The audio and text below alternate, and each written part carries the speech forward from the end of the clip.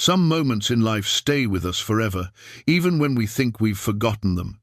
For one man living alone in Wyoming's winter wilderness, an ordinary morning became the day that would change everything. He spotted an empty wheelchair sitting by a frozen lake, and what he found beneath the ice took his breath away. A young woman, her body numb from the cold, looked up at him with eyes that somehow knew him. "I knew you'd save me," she said, but he couldn't remember ever meeting her before. She told him about a day years ago when he'd saved her life, a moment that meant nothing to him, but everything to her. What brought her back to this frozen lake, and who would leave a paralyzed woman to die alone? Before we jump back in, tell us where you're tuning in from. And if this story touches you, make sure you're subscribed, because tomorrow I've saved something extra special for you. Caleb Morrison had been awake since before dawn, as he was most mornings. At 58 years old, his body no longer required much sleep, and the silence of the mountains called to him in ways that the noise of dreams could not match. He dressed in layers, thermal underwear, flannel shirt, wool sweater, and his heavy canvas coat, moving through the ritual with the practiced efficiency of a man who had done this thousands of times before.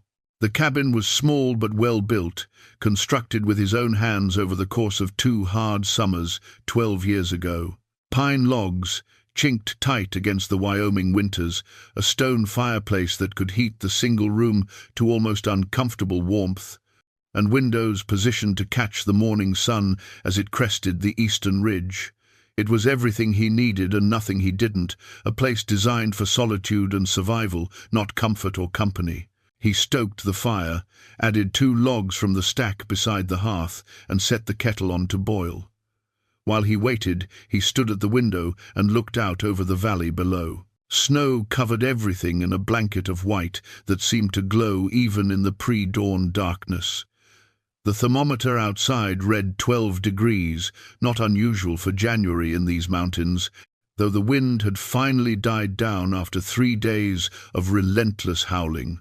Caleb poured his coffee black, strong enough to strip paint, and took his first sip while studying the hand-carved walking stick that leaned against the doorframe. He'd made it during his first winter here, when the loneliness had been so crushing he'd needed something to do with his hands or go mad. The wood was smooth now, worn by years of use, the grip shaped perfectly to his palm.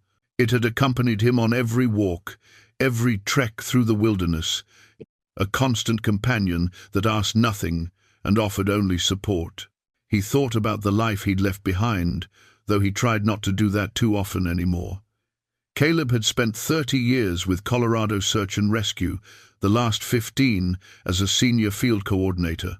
He'd pulled hikers from crevasses, located lost children in forests, rappelled down cliff faces to reach stranded climbers, and coordinated rescue operations that saved dozens of lives. People had called him a hero. They'd given him medals and commendations and written articles about his dedication. None of it had mattered the night Anna and Lily died. The accident played in his mind sometimes, usually in the space between sleep and waking when his defenses were down. The mountain roads slick with rain, the deer that bounded into their headlights, his instinctive swerve, the guardrail that should have held but didn't, the tumbling, the impact, the terrible silence that followed. He'd crawled from the wreckage with nothing but bruises, while his wife and 8-year-old daughter were gone before the ambulance arrived. The investigators said he'd done everything right, that no one could have avoided it, that sometimes tragedy was just the cruelty of chance and timing. Their words meant nothing. He'd been the one driving, he'd been the one who was supposed to keep them safe, and he'd failed at the only rescue that truly mattered. So he'd walked away from it all, the job, the house full of memories, the well-meaning friends who didn't know what to say anymore. He'd driven north until the roads ran out, then hiked into these mountains until he found a place remote enough that the world couldn't follow. Here, he could be alone with his guilt and his grief, away from the expectation that he should heal, should move on, should somehow become whole again. The coffee finished. Caleb pulled on his boots, worn leather, resoled twice, and wrapped a scarf around his neck. He took the walking stick and stepped out into the morning cold. His breath came in white plumes as he locked the cabin door out of habit, though no one ever came this far into the wilderness, especially not in winter. His trapline ran a circuit of about 5 miles, checking snares and deadfalls he'd set for rabbits and the occasional fox. It wasn't sport, it was survival. The meat supplemented his stores, and the pelts could be traded at the supply station 30 miles south when he made his quarterly trips for flour, coffee, and ammunition. He'd learned to live on very little, and to need even less. The snow crunched beneath his boots as he made his way down the familiar path. Dawn was breaking now, painting the eastern sky in shades of pink and gold that seemed almost obscene in their beauty. He remembered Anna loved sunrises, how she'd wake him early on weekends just to watch them together from their back deck. Lily would stumble out sleepy-eyed, wrapped in her favorite blanket, and climb into his lap while they all sat in comfortable silence. He pushed the memory away and focused on the present, the bite of cold air in his lungs, the weight of the walking stick, the tracks of a mule deer crossing his path sometime during the night. These were real, immediate things that demanded attention. The past was a ghost that could haunt him only if he let it. The first 3 traps were empty, which happened sometimes. The 4th held a snowshoe hare, already frozen, which he reset and moved on. He was nearly to the turnaround point of his route, where the trail descended toward the frozen lake at the valley's bottom, when something made him stop. It was a feeling more than anything concrete, an awareness that something was different, out of place. Caleb had learned to trust these instincts during his rescue years. The wilderness spoke to those who knew how to listen, and right now it was telling him that something was wrong. He scanned the tree line, looking for movement, for tracks, for anything unusual. At first he saw nothing. Then his gaze dropped to the lake below, and his heart went still in his chest. There, at the edge of the frozen water, sat a wheelchair. It was empty, dark metal stark against the white snow, positioned as if someone had simply stopped and decided to go no further. But there was no one near it, no tracks leading away that he could see from this distance, nothing but that solitary chair sitting abandoned in the cold. Caleb's mind raced through possibilities.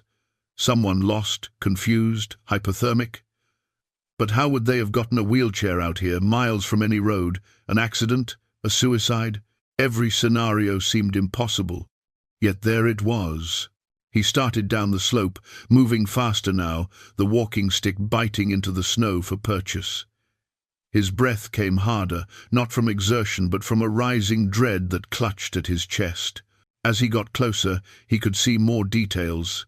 The wheelchair was modern, the kind designed for active users, with all-terrain wheels that might explain how someone could have maneuvered it this far. There was a coat draped over the back, dark blue, and a bag hung from one handle. Then he saw the hole in the ice. It was maybe 15 feet from the shore, a dark gap in the white surface where something had broken through. And in that gap, barely visible, was a hand reaching up toward the sky. Caleb ran. The ice cracked beneath his weight as Caleb threw himself flat, distributing his body across the surface. Years of training took over, muscle memory from dozens of winter rescues overriding the 12 years of rust. He crawled forward on his elbows, testing each movement, listening for the groan of ice, ready to give way. The hand was still there, fingers curled slightly, pale as death. He could see more now as he got closer, a woman's face beneath the water, eyes open, looking up at him through the crystalline surface. Her lips were blue, her dark hair floating around her face like seaweed, but her eyes were alive and aware, and locked onto his with an intensity that struck him like a physical blow. She was drowning, trapped, and those eyes were begging him not to look away.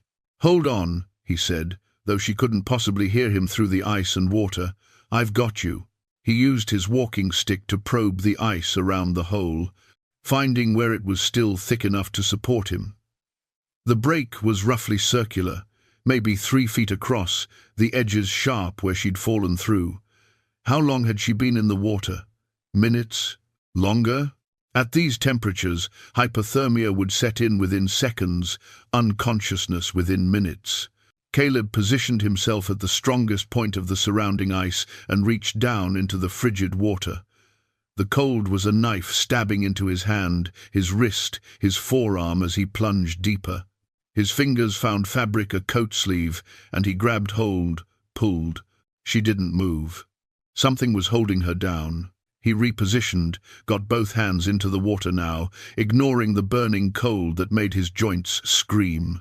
He followed the line of her body down and found the problem. Her legs were tangled in something beneath the surface, rope or cord wrapped around the wheelchair that had gone through the ice with her. She'd been strapped in, secured, left to sink when the ice gave way. Someone had done this deliberately. The realization brought a surge of rage that burned hotter than the cold, and Caleb used it. He pulled the hunting knife from his belt, plunged his whole arm into the water, and started sawing at whatever bound her. The rope, he could feel it now, thick and deliberately knotted, resisted at first, then began to fray. The woman's hand found his shoulder, gripped with surprising strength. Her eyes were still open, still watching him, but he could see consciousness starting to fade. Her body was shutting down, conserving what little warmth remained. "Stay with me," he commanded, his voice harsh in the winter silence. "Don't you dare give up." The rope parted. She came free suddenly, her body rising in the water, and Caleb grabbed her under the arms and hauled backward. The ice beneath him cracked a sound like a gunshot, and he scrambled away from the hole, dragging her with him, moving on pure instinct and adrenaline. They made it to solid ice, then to the snow-covered shore. Caleb pulled her away from the water's edge, his lungs burning, his wet arms already beginning to freeze in the open air. The woman wasn't moving, wasn't breathing, her body limp and cold as stone. He tilted her head back, checked her airway, began chest compressions, 30 hard pushes against her sternum, then 2 rescue breaths. Her lips were like ice against his. Again 30 compressions, fighting the clock, fighting death itself. "Come on," he growled. "Breathe." Water trickled from her mouth. He turned her head to the side, let it drain, then resumed compressions. His shoulders ached, his frozen hands barely functioning, but he didn't stop, couldn't stop, not when he'd gotten this far. On the 3rd cycle, she convulsed. Water spewed from her mouth as her body fought to expel it from her lungs. She gasped, choked, gasped again, the most beautiful sound Caleb had heard in years. Her eyes fluttered open, found his face. Her lips moved, forming words he had to lean close to hear. "I knew you'd save me," she whispered, her voice barely there. Caleb stared at her, not understanding. Her hand lifted, trembling, clumsy with cold, and touched his face with frozen fingers. "You don't remember, do you?" Her teeth were chattering so hard she could barely speak. The fire, 7 years ago. He didn't have time for this, whatever this was. Hypothermia was still killing her, just more slowly now. He stripped off his coat and wrapped her in it, then lifted her into his arms. She weighed almost nothing, her lower body completely limp, paralyzed, he realized, which explained the wheelchair. The cabin was a mile uphill, normally an easy walk, but carrying another person through snow while his own hands were approaching frostbite made it a brutal slog. He talked to her as he climbed, keeping her conscious, keeping her focused. "What's your name?" "Grace." The word was slurred. "Grace Whitmore." "Grace, I need you to stay awake. Can you do that for me?" "Cold." Her head lolled against his shoulder. "So cold." "I know. We're almost there. Tell me about the fire." "You pulled her out." Grace's eyes were closing. "Emma. You saved Emma." The name meant nothing to him.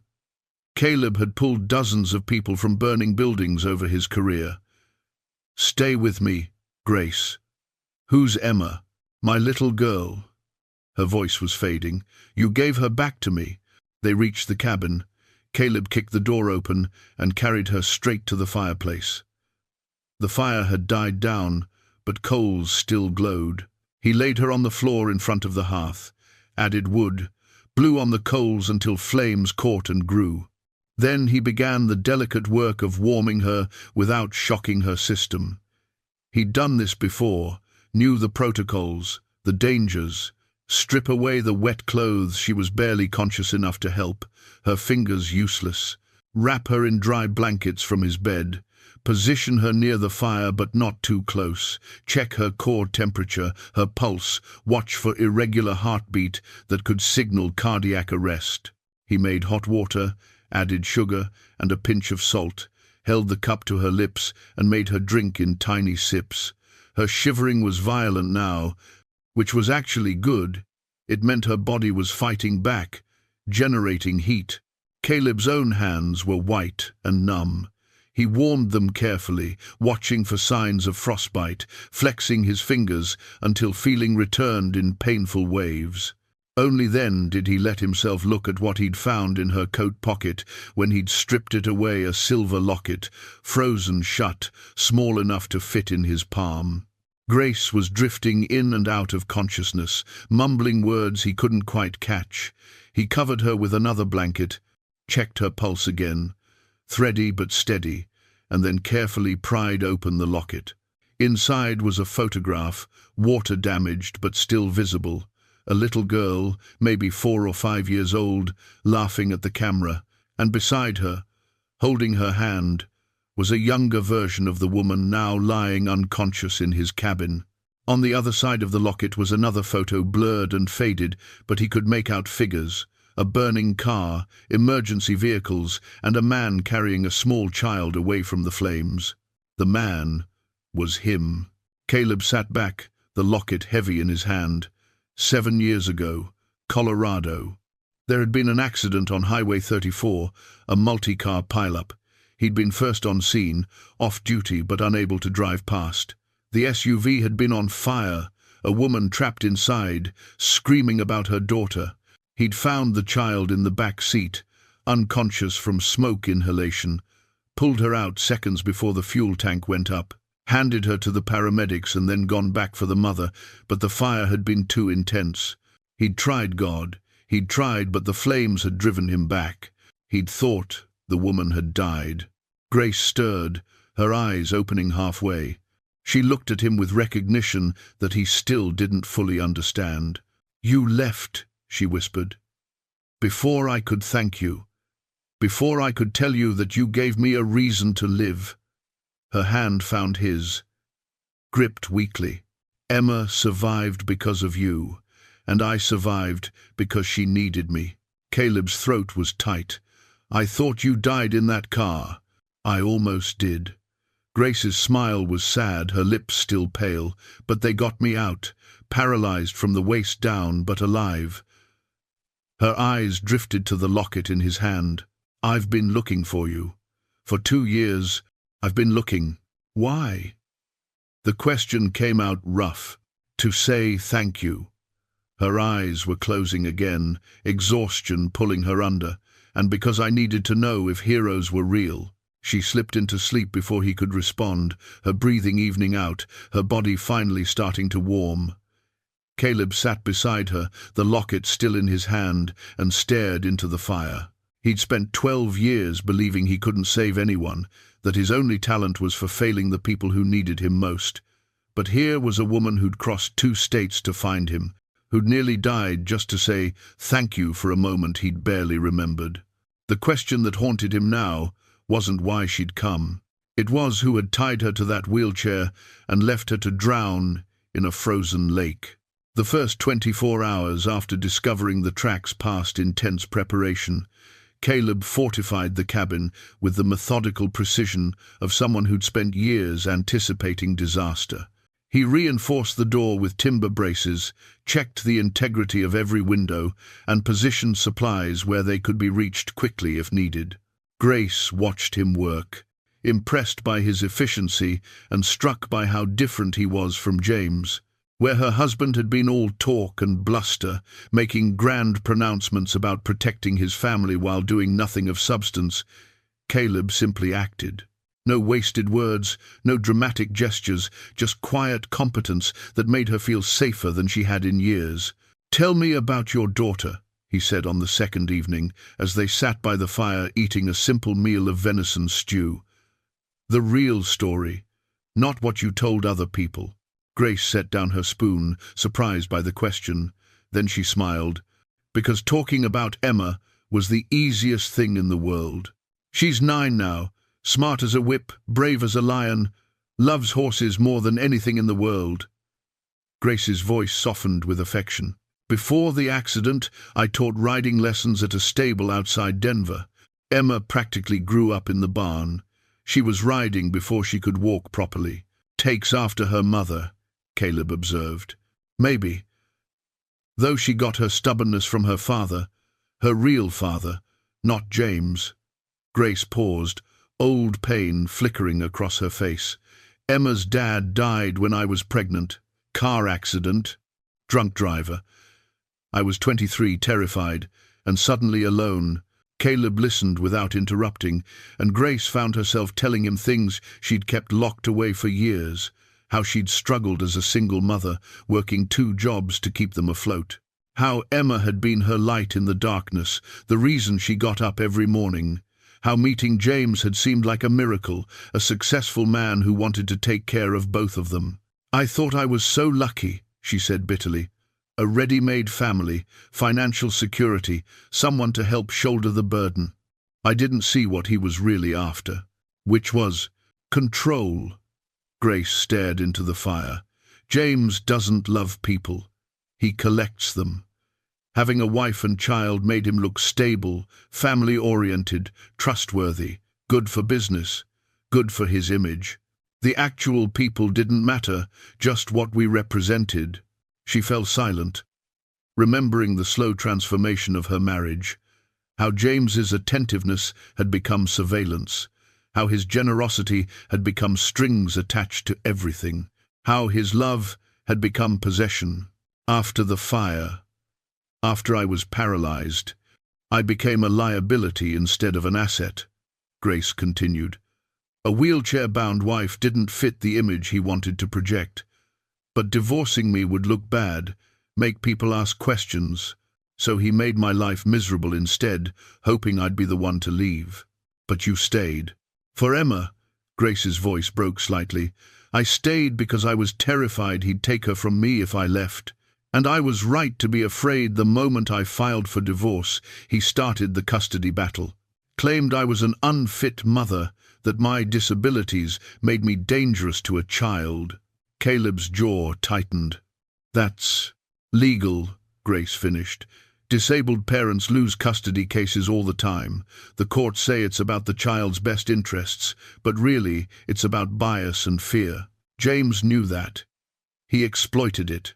She wiped at her eyes, frustrated by the tears that insisted on falling. "I came looking for you because I needed to remember that good men exist, that someone, somewhere, had helped me without wanting anything in return. I needed," her voice dropped to a whisper, "I needed hope." Caleb reached over and squeezed her hand, a simple gesture that meant more than any eloquent speech. They sat in silence for a while, watching the fire burn down to coals. Then Caleb spoke, his voice rough with emotion. "I had a family once, a wife named Anna and a daughter named Lily." Grace went still, recognizing the past tense, the weight in his words. "Lily was 8 when she died. Car accident, 12 years ago."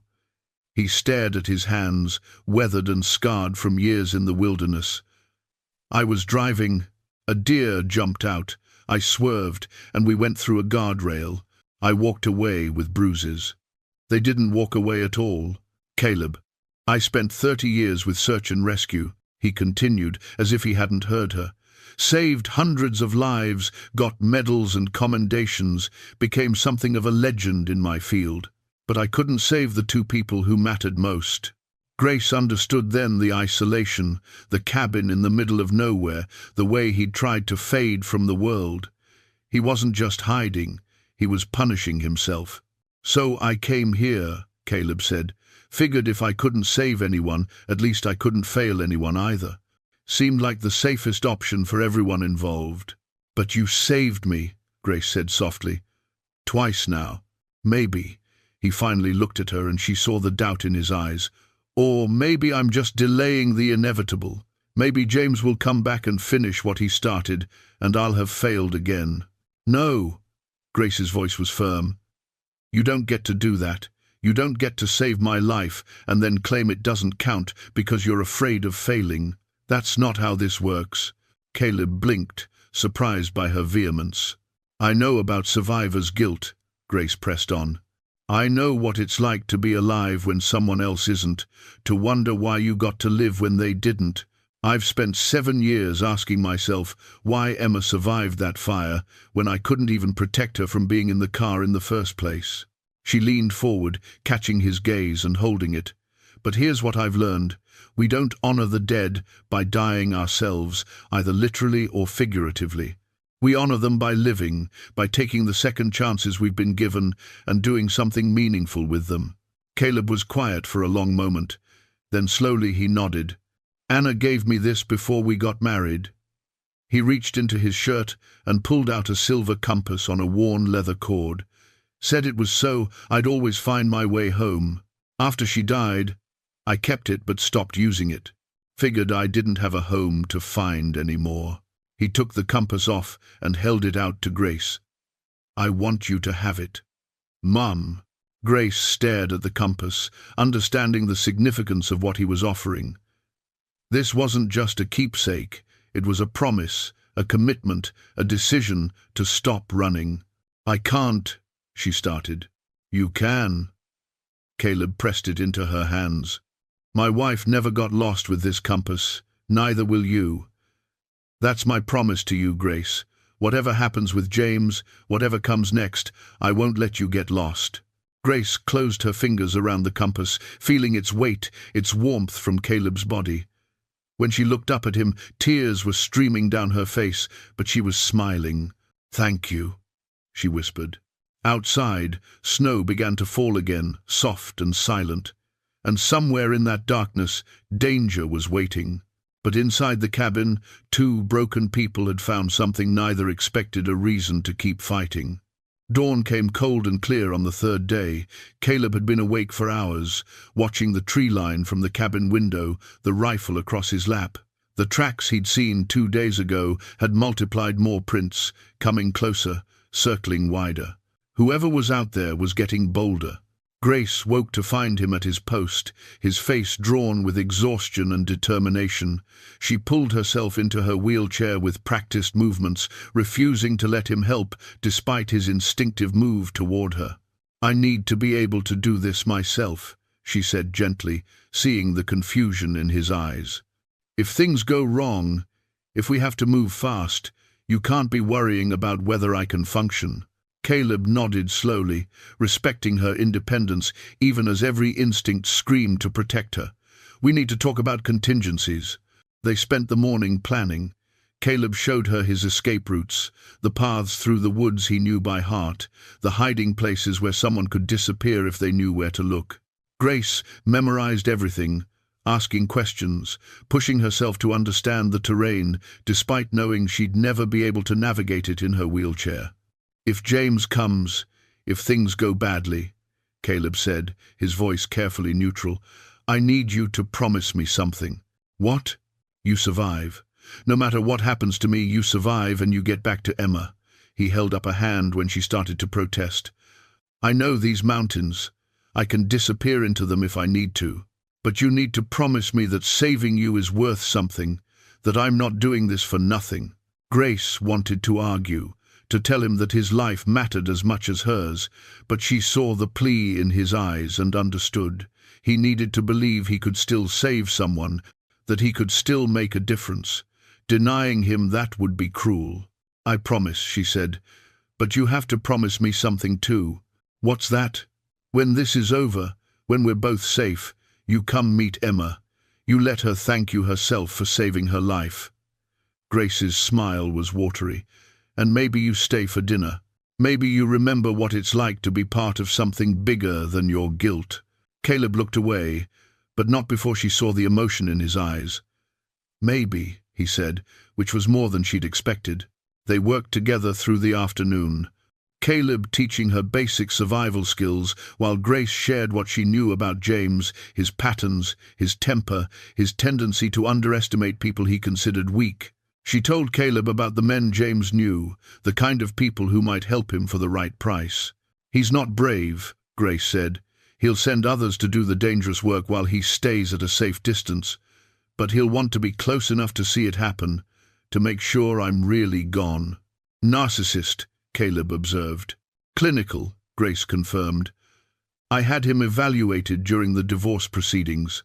The psychologist said he exhibits all the classic signs: lack of empathy, need for control, belief in his own superiority. James doesn't see other people as real, just as tools to be used or obstacles to be removed." As the sun began to set, painting the snow in shades of gold and pink, Grace found herself studying Caleb. There was something about him that made her feel safe in a way she hadn't felt since before she'd met James, maybe even before the fire. It wasn't just his obvious competence or his determination to protect her. It was the quiet integrity she saw in everything he did. "Can I ask you something personal?" she said. Caleb looked up from where he was checking the rifle's ammunition. "Go ahead. Why did you really leave search and rescue? I mean, I understand about Anna and Lily, but you could have kept saving people. Maybe it would have helped with the grief." He was quiet for so long she thought he wouldn't answer.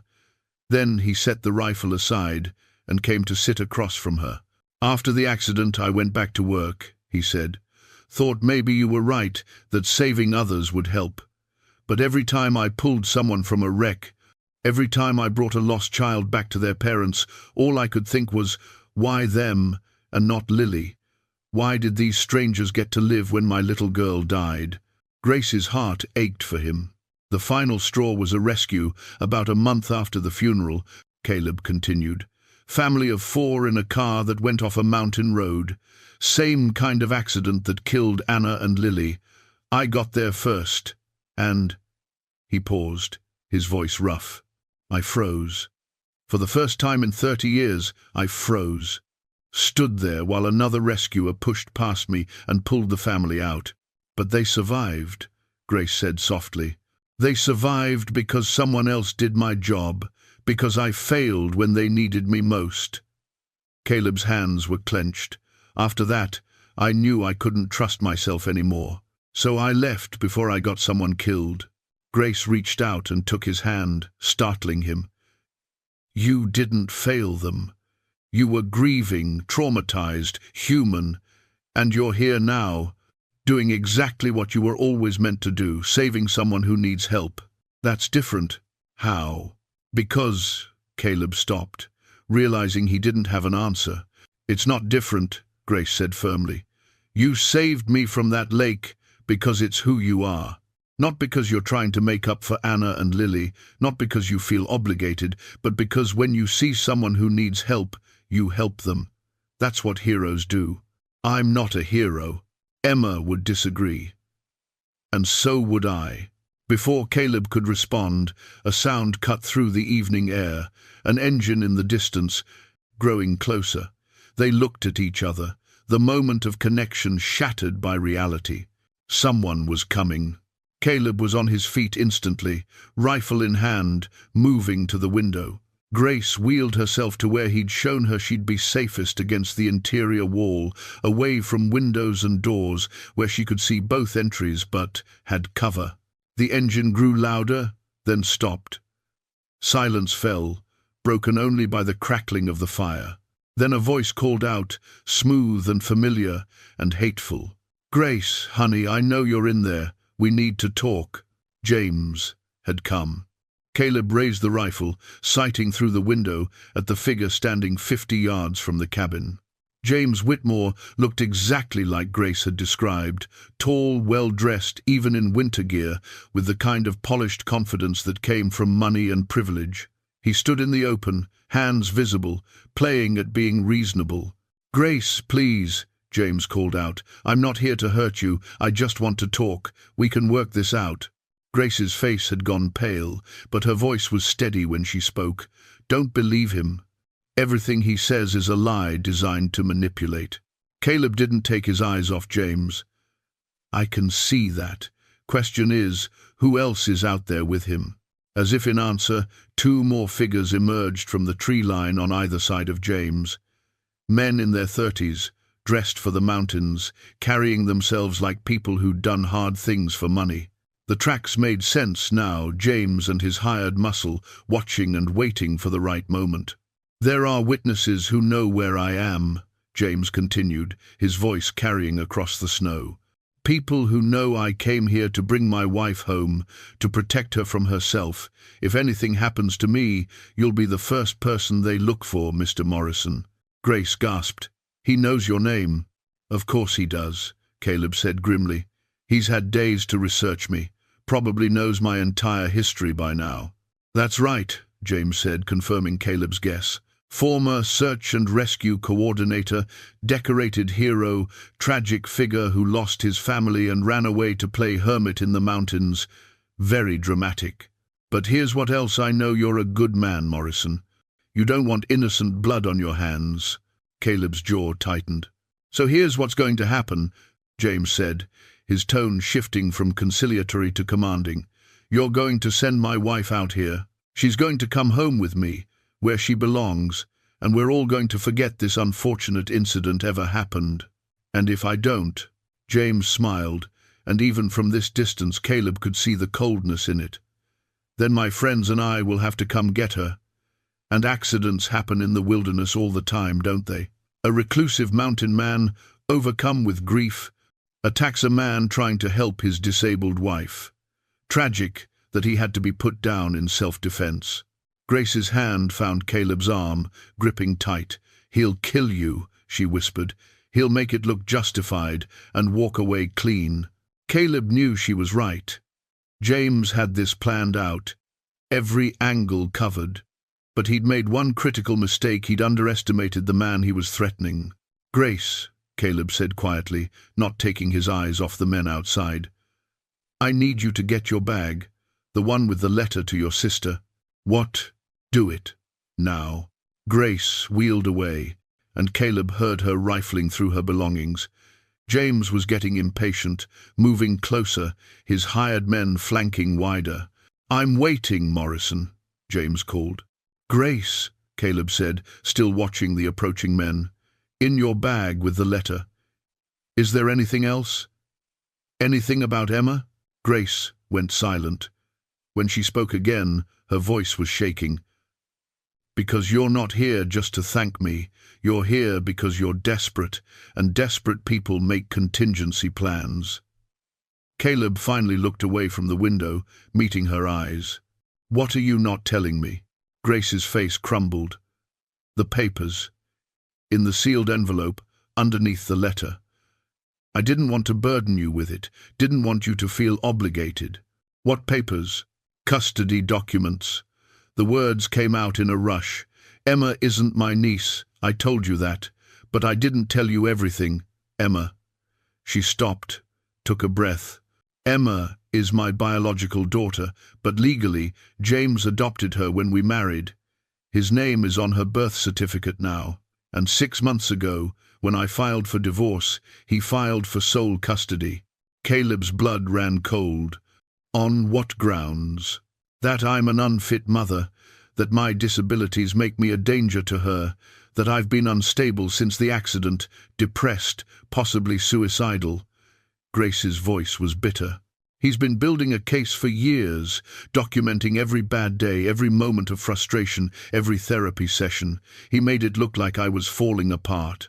And the courts believed him? The preliminary hearing is in 3 weeks. My lawyer says—" Grace's voice broke. "She says I'm going to lose. That unless something dramatic changes, James will get full custody, and I'll be lucky to get supervised visitation." The pieces clicked into place in Caleb's mind. "That's why you came looking for me. Not just to say thank you. I needed proof that I'm not unstable, that I don't make reckless decisions." Grace pulled out the envelope with shaking hands. I documented everything finding you, the research I did, the careful planning. I thought if I could show the court that I successfully tracked down the man who saved Emma, that I was capable of complex problem-solving and long-term planning, maybe they'd see I'm not the broken woman James painted me as. Caleb took the envelope, opened it, and found exactly what she'd described. Not just a letter to her sister, but a meticulously documented account of her search for him, complete with maps, interview notes, and a detailed explanation of why finding him mattered. And underneath all that, a single photograph. Emma, recent, maybe from a few months ago, grinning at the camera with a gap-toothed smile. But it wasn't her face that caught Caleb's attention, it was what she was holding. A drawing of a man carrying a child away from flames. "She remembers you," Grace whispered. "She was only 4, but she remembers. She draws that picture all the time, tells people about the angel who saved her from the fire. It's her favorite story." Something shifted in Caleb's chest, a tectonic movement of emotion he'd been suppressing for 12 years. This child, this little girl he'd pulled from a burning car and then forgotten about, she'd remembered him, had made him part of her story, her understanding of the world. "I'm sorry," Grace was saying. "I should have told you sooner. But I was afraid you'd think I was using you, that I only cared about my custody case. But it's not like that, Caleb. Finding you, it mattered to me before I ever knew about James's custody filing. You mattered to me." "Time's up, Morrison." James's voice cut through the moment. He was closer now, maybe 30 yards. "Send her out or we're coming in." Caleb looked at the photograph again, at Emma's happy face, at the drawing she'd made of the man who'd saved her. Then he looked at Grace, this woman who'd nearly died twice in her quest to find hope in a world that had tried to crush her. He thought about Anna and Lily, about the family he'd lost, about the 12 years he'd spent hiding from life because he couldn't bear to fail again. And he made a decision. "Grace," he said calmly, "I need you to go into the bedroom. There's a loose board under the bed, second from the left. Pull it up. There's a satellite GPS beacon underneath, military grade, old but functional. Activate it, and then stay down." "What are you going to do?" Caleb checked the rifle, his movements practiced and sure. "I'm going to make sure Emma gets her mother back, and that James Whitmore learns what happens when you underestimate a mountain man." "Morrison!" James was shouting now. "Last chance." Caleb opened the cabin door and stepped out into the snow, the rifle held loosely but ready. Behind him he heard Grace activating the beacon. Help would come, eventually. He just had to keep them all alive until it arrived. James smiled when he saw Caleb, a predator's smile that didn't reach his eyes. "There's the hero. Ready to be reasonable?" "I've got a better idea," Caleb said. "You leave. Now. And maybe I don't put a bullet in you for attempting to murder your wife." James laughed. Bold words for a man outnumbered 3-1. "You're not hearing me." Caleb's voice dropped, became something cold and dangerous. "You're going to walk away, you're going to drop the custody case, and you're going to leave Grace and Emma alone. Because if you don't—" "What? You'll shoot me?" James gestured to his hired men. "You can't get all 3 of us, Morrison, and then you'll be dead, and Grace will be mine anyway." Caleb smiled, and it was a wolf's smile. "Want to bet your life on that?" For the first time, doubt flickered across James's face, because Caleb wasn't bluffing, and they both knew it. The standoff lasted maybe 5 seconds, though it felt like hours. James stood in the snow with his hired men flanking him, trying to read Caleb's face, trying to determine if this aging mountain man was really willing to die for a woman he barely knew. What James saw made him take a step back. "You're insane," James said, but his voice had lost its confidence. "She's not worth dying for. That's where you're wrong." Caleb's finger rested on the trigger, his aim steady despite the cold. "And you know what else? That beacon Grace just activated? Military grade, registered to the Colorado Search and Rescue Service. When it goes off, People come running, people I used to work with, people who know these mountains and know me. James's expression flickered the first real fear Caleb had seen. "You're bluffing." "Am I?" Caleb tilted his head. "You researched me, right? Then you know I was with SAR for 30 years. You know I have friends in every emergency service from here to Denver. You think they won't respond when my beacon goes active?" One of the hired men, the larger one, built like a linebacker, shifted nervously. "Boss, if he's telling the truth about that beacon—" "He's bluffing," James snapped, but the confidence was cracking. "Maybe," Caleb agreed, "but are you willing to bet on it? Because here's what happens if I'm not. Helicopters arrive, federal rangers, probably local law enforcement. They find you here, threatening me and your ex-wife, who'll be very happy to tell them all about how you tried to drown her in a frozen lake. Her word against mine," James said, but he was already backing away. "Plus the physical evidence, the ropes, the wheelchair with your DNA all over it, the journal documenting your abuse." Caleb advanced slowly, keeping the rifle trained on James's chest. "Plus my testimony as a witness. Tell me, counselor, how do you think that plays in court? In front of a custody judge?" James's face went white. He hadn't considered that angle. Too focused on eliminating Grace to think about what would happen if his plan failed. Narcissists never planned for failure. "We're leaving," James said abruptly, gesturing to his men. "This isn't worth it." "Smart choice." Caleb didn't lower the rifle. "But understand something. If you come near Grace or Emma again, if you make one more threat, send one more message, or try anything else, I will find you. And these mountains have a lot of places where bodies don't get found until spring." It was a bluff, mostly. Caleb wasn't a killer, had never been one despite his skills. But James didn't know that, and the cold certainty in Caleb's voice made it sound like truth.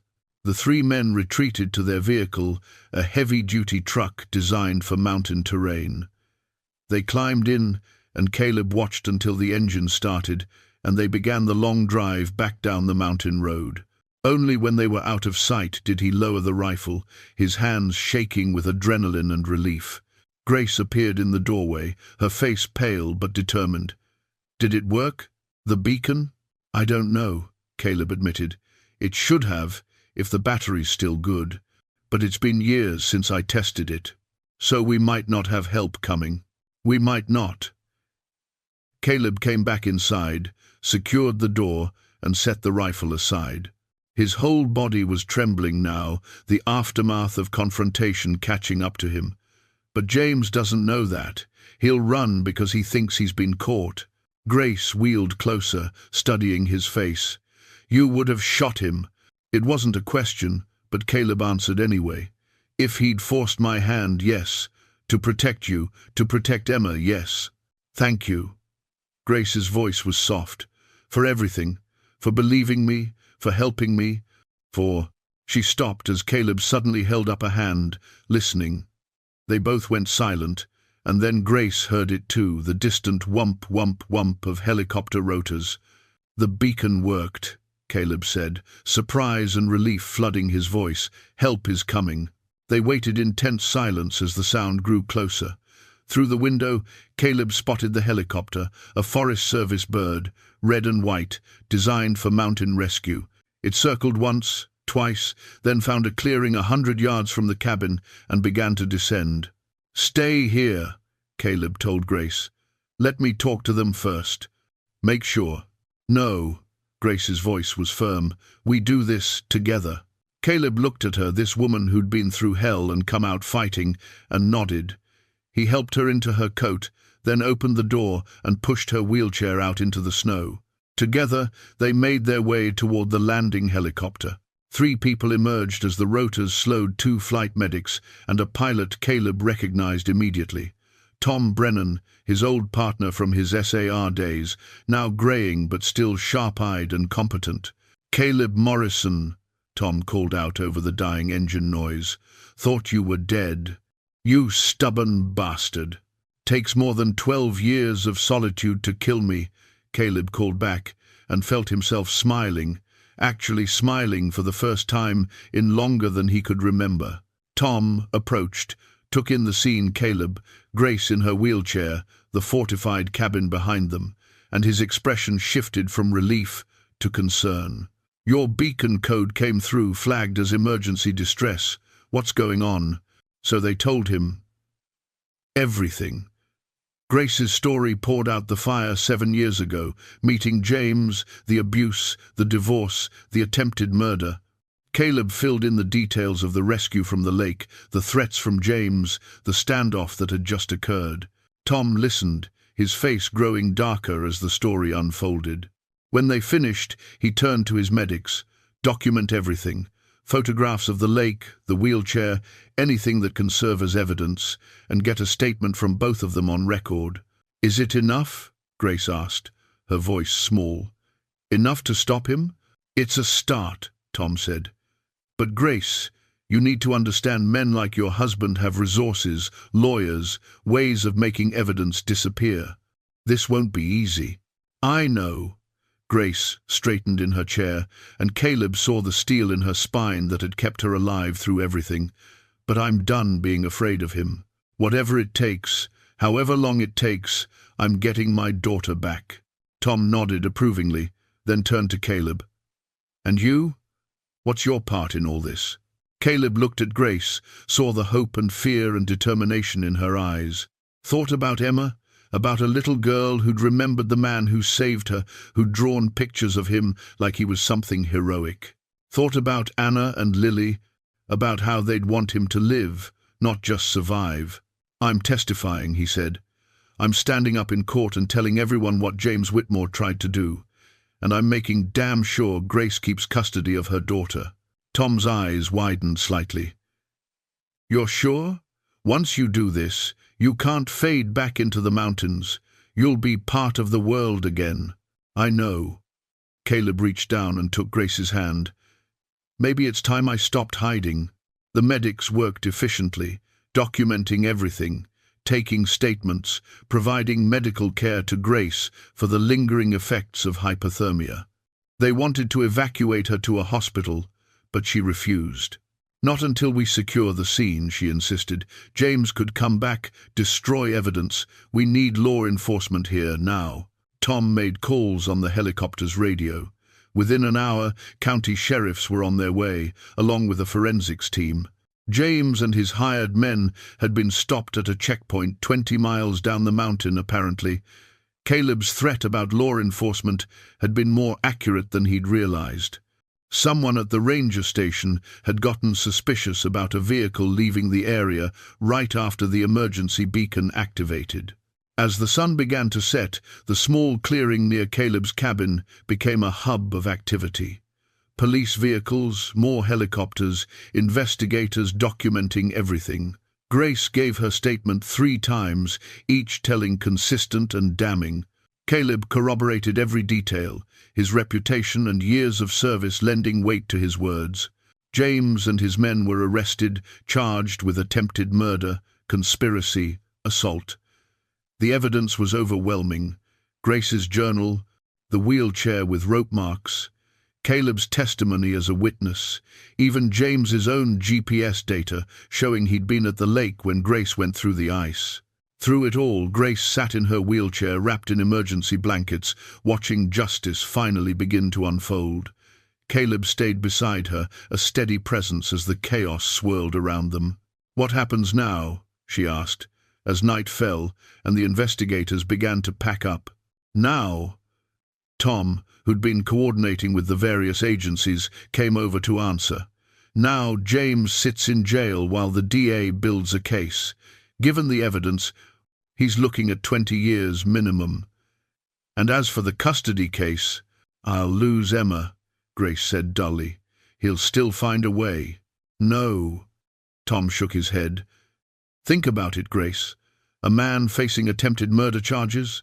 The family court judge will suspend his custody petition immediately. No court in the country awards custody to someone arrested for trying to kill the other parent." Grace's eyes widened. "You mean... I mean Emma stays with you, probably permanently, once this all shakes out." Tom smiled. James Whitmore just lost everything, his freedom, his reputation, and his daughter. All because he underestimated a woman in a wheelchair and a mountain man who remembered what it meant to save someone. Grace burst into tears, and this time they were tears of relief, of joy, of release from years of fear and oppression. Caleb put his arm around her shoulders and let her cry, this woman who'd been so strong for so long. "Thank you," she whispered against his shoulder. "Thank you for giving me my life back." "You did that yourself," Caleb said. "I just cleared the path." As the last of the investigators departed, promising to return in the morning for follow-up, Caleb and Grace found themselves alone again in the cabin. The fire had burned down to coals, and Caleb rebuilt it while Grace watched, exhaustion finally catching up to her. "What now?" she asked. "For you, I mean. Will you stay here?" Caleb looked at the cabin, at the life he'd built on isolation and guilt. Then he looked at Grace, at the connection they'd forged through crisis and survival. "I don't know," he said honestly. "But for the first time in 12 years, I want to find out." Guilty on all counts. Caleb watched James's face as the verdict was read, saw the narcissist's mask finally crack. For a man who'd built his entire identity on control and superiority, being judged and found wanting by 12 ordinary people was the ultimate humiliation. The sentencing hearing came a week later. Grace gave a victim impact statement that left half the courtroom in tears, describing years of psychological abuse, the terror of being left to die in a frozen lake, the anguish of nearly losing her daughter to a man who saw her as property to be controlled. Emma didn't testify the prosecutor had spared her that trauma, but her presence in the courtroom spoke volumes. She sat beside her mother, one hand on Grace's wheelchair, the other clutching a stuffed horse that Caleb had given her. Her father never once looked at her, too focused on his own downfall to spare attention for the child he'd claimed to be fighting for.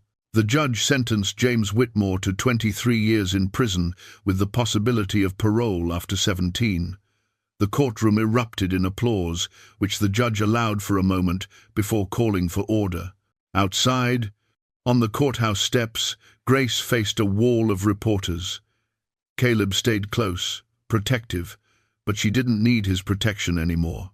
She held her head high and spoke with quiet dignity about her ordeal and her determination to help other victims of domestic abuse. "No one should have to fight this hard just to be believed," she said. "No one should have to nearly die before the system takes their abuser seriously. If my story can help even one person find the courage to leave, to fight back, to survive, then everything I went through will have been worth it." Emma stood beside her mother's wheelchair, shy but proud, and when a reporter asked her how she felt, she said simply, "My mom is the bravest person I know." Caleb felt his throat tighten, remembering Lily, how she used to look at him like he hung the moon. The grief was still there, it would always be there, but it no longer consumed him. There was room now for other feelings, other connections, other kinds of love. As the press conference ended and they made their way to Grace's sister's car, Emma tugged on Caleb's sleeve. "Can you come to dinner tonight?" she asked. "Mom's making pot roast, and I made dessert all by myself." Caleb looked at Grace, who smiled and nodded. "We'd love to have you, if you're not in a hurry to get back to the mountains." He wasn't. The cabin was still there, still his refuge when he needed it. But Tom had convinced him to take on some consulting work with SAR, training new recruits, and that meant spending more time in Denver. It meant being part of the world again, and he was surprised to find he didn't hate it. "I'd be honored," he said, and Emma beamed. That evening, sitting around Grace's dining room table, she'd finally been able to afford her own place with the settlement money from James. Caleb felt something he hadn't experienced in 12 years. Peace. Not the numbing silence of isolation, but the warm, messy peace of being part of a family. Emma chatted about her day at school, about the horse she was learning to ride in Grace's new adaptive riding program. Grace talked about her plans to expand the program to help other disabled adults and children find freedom and confidence through riding. Melissa, Grace's sister, shared stories about her own kids, and the evening flowed with easy conversation and laughter.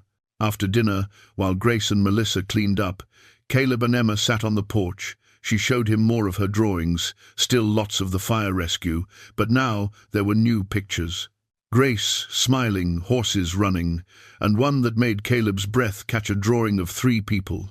Grace in her wheelchair, Emma standing beside her, and a tall man with a walking stick, all holding hands. "That's our family," Emma said matter-of-factly. "Is that okay?" Caleb looked at this 9-year-old girl who'd survived fire and loss and her father's cruelty, who'd somehow kept her heart open and her spirit bright.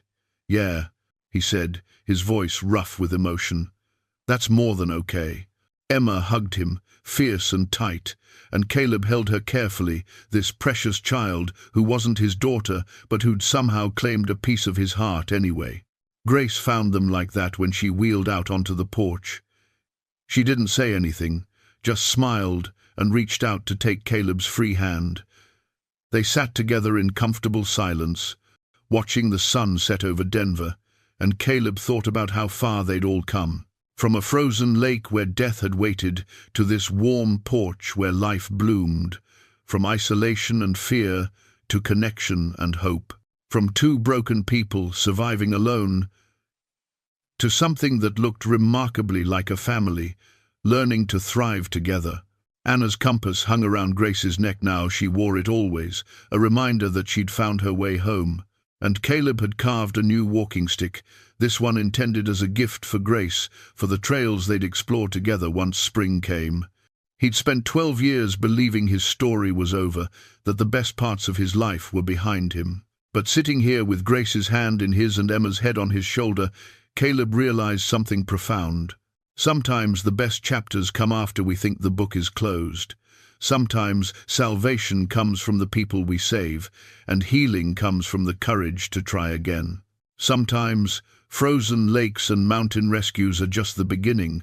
3 months after the trial, spring arrived in the Wyoming mountains. The snow began to melt, revealing the green beneath, and the frozen lake where Grace had nearly died became a mirror, reflecting blue sky and new beginnings.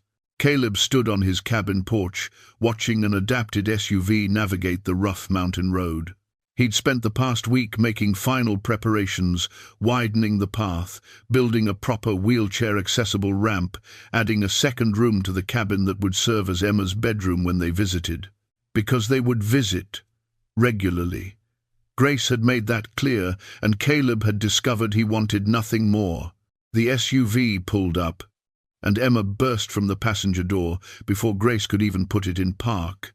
She ran to Caleb with the boundless energy of a 9-year-old who'd been cooped up in a car for 3 hours. "Caleb, we brought supplies, and Mom says I can learn to fish. And look," she thrust a drawing at him, another masterpiece of stick figures and bright colors. This one showed the cabin, surrounded by mountains, with 3 figures on the porch. "It's beautiful," Caleb said, and meant it. He'd started a collection of Emma's artwork, pinning them to the cabin walls until the rough wood was covered in color and life. Grace maneuvered the ramp with practiced ease, looking vibrant and healthy in a way she hadn't when he'd first pulled her from the lake. She wore hiking clothes adapted for wheelchair use, her hair pulled back in a practical ponytail, Anna's compass visible at her throat. "The road's gotten better," she observed, wheeling up to the porch. "Tom helped me grade it last month. Said if I'm going to have regular visitors, I should at least make it navigable." Caleb helped her up the ramp, though she barely needed the assistance anymore. "How was the drive?" "Long, but worth it." Grace looked out at the mountains, breathing deep. "I miss this, miss the peace of it." They settled into an easy rhythm over the next few days.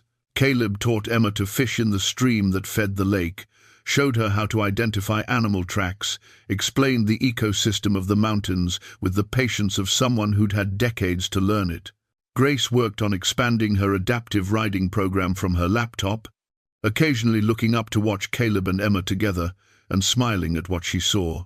In the evenings, they cooked together, Caleb handling the grilling, Grace managing the sides, Emma setting the table with exaggerated care. They ate on the porch as the sun set and talked about everything and nothing, building the kind of comfortable familiarity that only comes with time and trust. On their third night, after Emma had fallen asleep in her new room, Grace and Caleb sat by the fire. The silence between them was companionable, the kind that didn't need filling. "I got the final divorce papers yesterday," Grace said eventually. "It's official now." Caleb nodded, not sure what to say. They'd been dancing around their growing feelings for months, both of them cautious, both scarred by their pasts. "James won't be eligible for parole for 17 years, Grace continued. "Emma will be 26 by then, an adult with her own life. He'll have missed everything. That was his choice." "I know." Grace turned to look at Caleb. "And I've made my choice too. I'm not going to waste any more of my life being afraid or looking backward. I want to move forward. With Emma, with my work." She paused, took a breath. "With you, if you're willing." Caleb felt his heart race. "Grace, I'm not asking for promises or labels," she said quickly. "I just want you to know that what we have, this friendship, this connection, it means everything to me. You gave me my life back, Caleb, not just at the lake but every day since. You showed me what it looks like when someone cares without trying to control, supports without smothering, loves without—" She stopped, realizing what she'd said.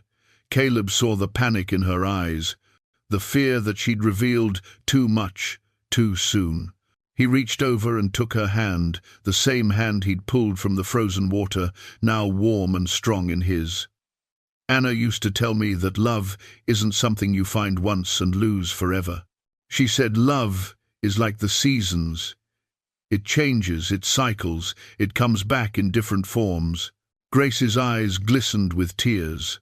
"I loved my wife and daughter," Caleb continued. "I'll always love them, but loving them doesn't mean I can't." He struggled with the words, then gave up on finding perfect ones. "I care about you, Grace, about Emma, about the life we're building together, whatever that looks like." "Is that enough?" Grace whispered. "I know I come with complications, a disability, a daughter, trauma, legal battles that might never fully end."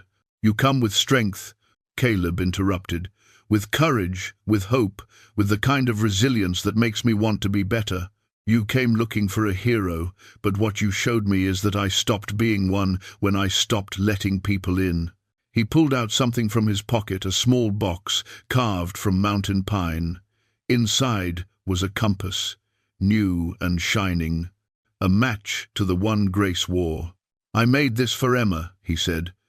"Thought she should have one too, so she'll always find her way home, wherever home is." Grace took the compass with shaking hands, holding it like the treasure it was. "She'll love it. There's something else." Caleb reached into his other pocket and pulled out a small velvet pouch. From it he drew a simple silver ring. No diamond, just a band etched with a mountain pattern. "This isn't an engagement ring. I don't even know what to call it. A promise. Maybe. That I'm here. That I'm not going anywhere. That whatever comes next, we face it together." Grace stared at the ring, tears streaming down her face. "Caleb Morrison, are you asking me to be your what, exactly?" He laughed, the sound rusty but genuine. "I guess I'm asking if you'll be my partner, in whatever way that means. No rush, no pressure, just together." "Yes." Grace slipped the ring on her finger where it fit perfectly.